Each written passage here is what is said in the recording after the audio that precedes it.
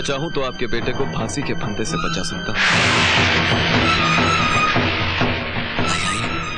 आइए आइए आइए आइए। आप वकील हैं? जी नहीं। जज हैं? नहीं। फिर कौन है आप? अजी, तुम्हें आम खाने से मतलब है पेड़ गिनने से? आप कोई भी हो, अगर आप मेरे बेटे को बचा सकते हैं तो बचा ले। उसके लिए आप जो मांगेंगे हम देंगे।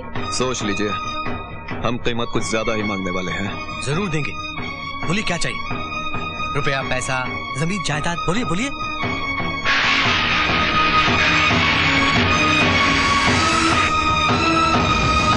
मुझे एक रात के लिए आपकी बहू चाहिए। क्या? एक बूढ़े बाप के लिए जवान बेटे की लाश से भारी और कोई चीज नहीं होती। अपने इन हाथों की ताकत को संभाल कर रखिए, वरना अपने बेटे की लाश कैसे उठा पाएंगे? अब तो इन कांधों पर शॉल भी नहीं रख पाते,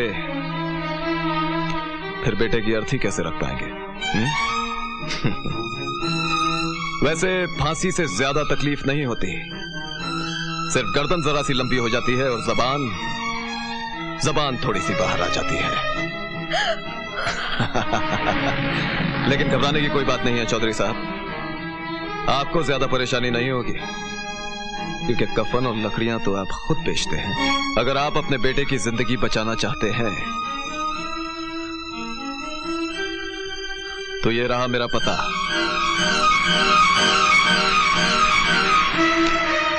और याद रखिएगा, परसों अदालत का फैसला है और कल की रात हमारे और आपके फैसले की रात होगी।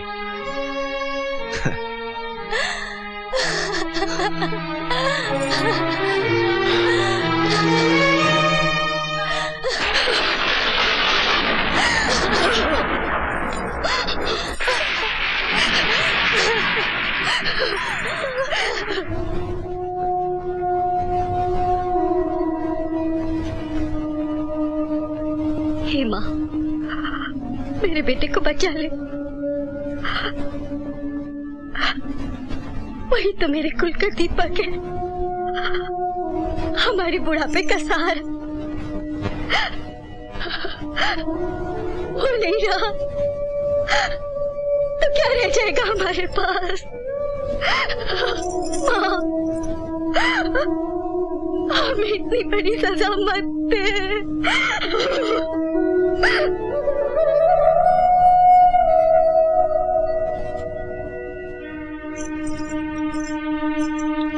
चौधरी जी, आपको पहले से ही ब्लड प्रेशर की बीमारी है, आप जरा ख्याल कीजिए, वरना मर जाऊंगा तो अच्छा ही होगा। मुझसे भी निरंजन की लाश देखी नहीं जाएगी, उससे पहले मैं जहर खा लूंगी। हे माँ, अब तू ही मेरे बेटे को बचा सकती है, तू ही मेरे बेटे को बचा सकती है माँ। पूजा, अगर तुम अपने पति की जान बचाना चाहती हो तो एक ही रास्ता है, तुम अपनी इज्जत की बलि चढ़ा दो। तुम्हारे नहीं कहने से कुछ नहीं बदलने वाला, सोच लो, तुम्हें अपनी इज्जत चाहिए या अपने पति की जान?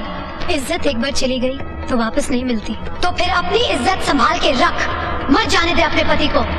लेकिन याद रखना, जान भी एक बार चली गई तो वापस नहीं मिलती।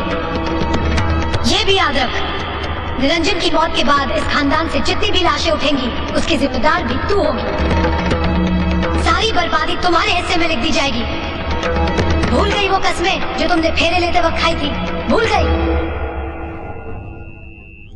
वक्त बहुत कम है, जल्दी फैसला करो तुम्हें क्या चाहिए, इज्जत या सुहाग, इज्जत या सुहाग, इज्जत या सुहाग, इज्जत या सुहाग, इज्जत या सुहाग, इज्जत या सुहाग।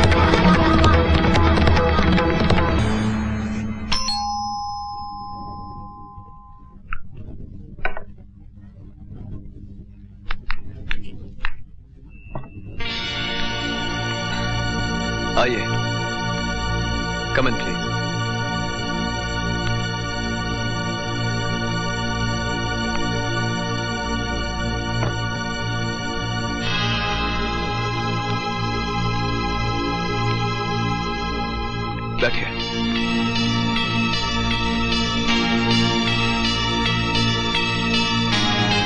मुझे विश्वास था कि आप आए और आप आ गई। इस तरह से मेरी तो जीत हुई।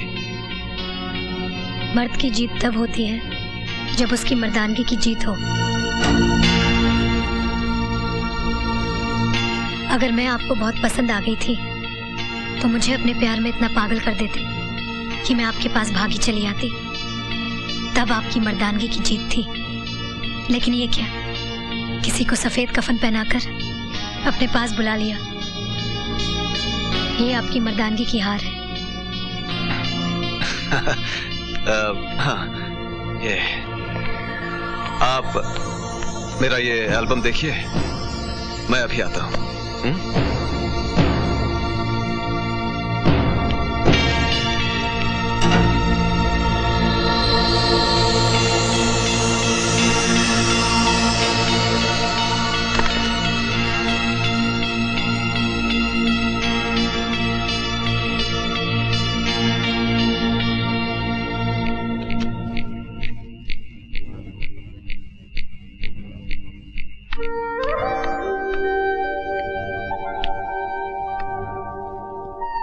सुनिए, सुनिए।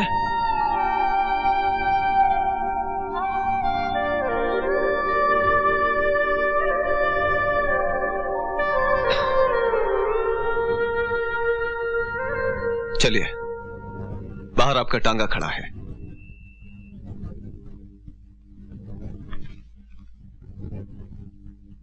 देखिए,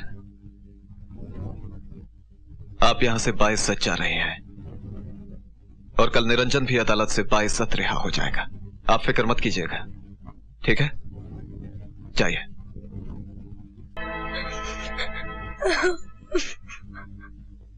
शदीद गवाह और पाए गए सबूतों की रोशनी में यह साबित हो चुका है कि निरंजन चौधरी बेगुनाह है। लिहाजा अदालत उन्हें बाइज्जत रिहा करती है और सितारा पर जोहरा बाई के खून का मुकदमा चलाने का हुक्म देती है।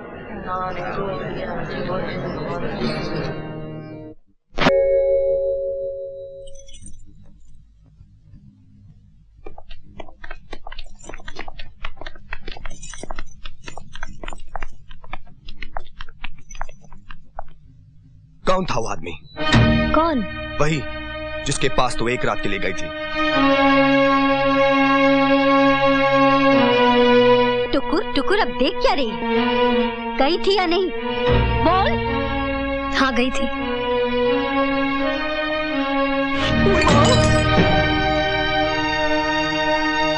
ये बोलते वक्त तुझे जरा भी शर्म नहीं आई? इसे शर्म क्या आएगी?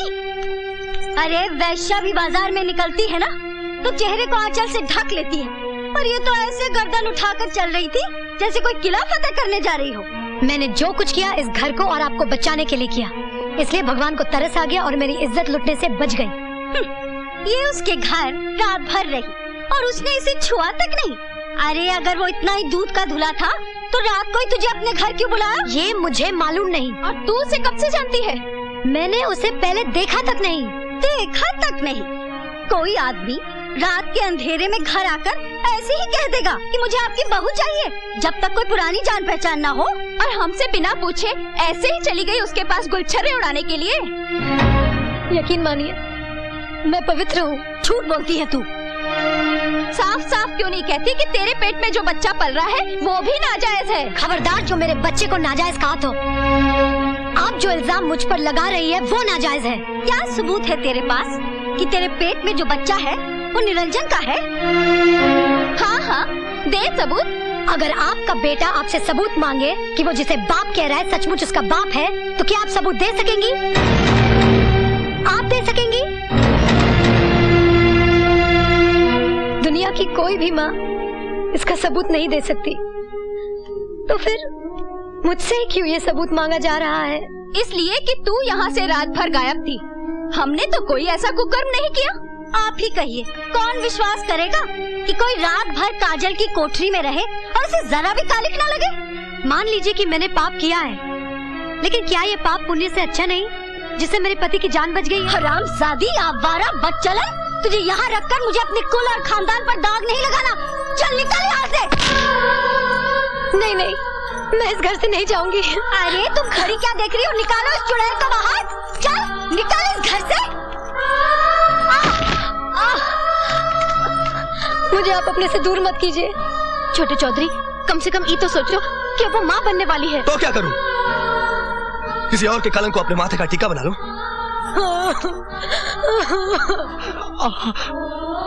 ठीक हुआ तेरे साथ, उल्टा हरामजादी। चल निकल बाहर। उठ कुलच्छनी, कल मुही, धक्के देकर बाहर करो इसे। चलो चल। क्या कहा था तूने?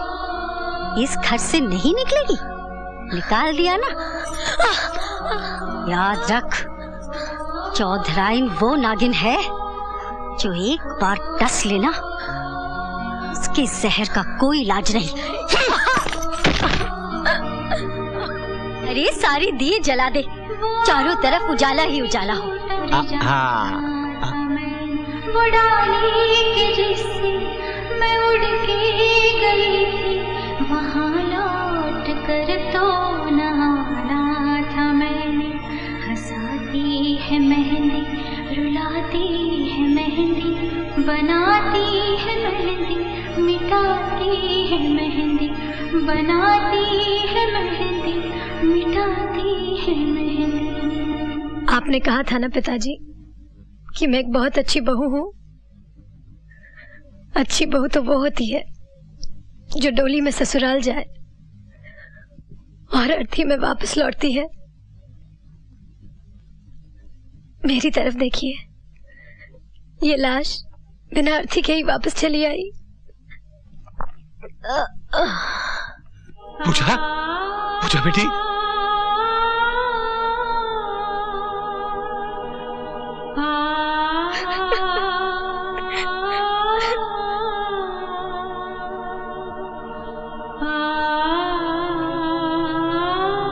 सॉरी, हम बच्चे को नहीं बचा सके, लेकिन पूजा खतरे से बाहर है। वो अभी बेहोश है, घबराने की कोई बात नहीं।